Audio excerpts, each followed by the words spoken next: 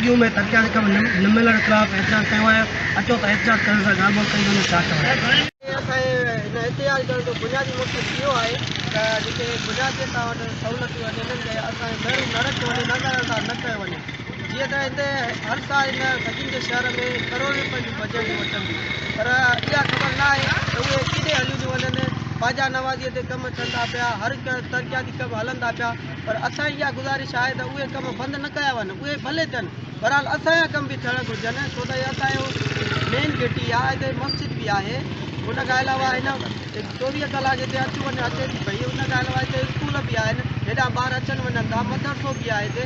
हिन बुनियादी सहूलियत असां वटि महिरूं आहे। उन खां अलावा ॿियो नालियूं बि हिते हिन नालियुनि जी सहूलियत बि असां वटि न आहे, न ई का फर्श बंदी आहे, जंहिंजे करे पाणी जेको आहे त ईअं बीठो आहे, घर उते मच्छर थियनि था, बीमारियूं उन्हनि मां पैदा थियनि थियूं। बराए महिरबानी गुज़ारिश कयूं था DMN खे त इहे जेके असांखे बुनियादी सहूलियतूं इन्हनि खां महिरूं न रखियो वञे।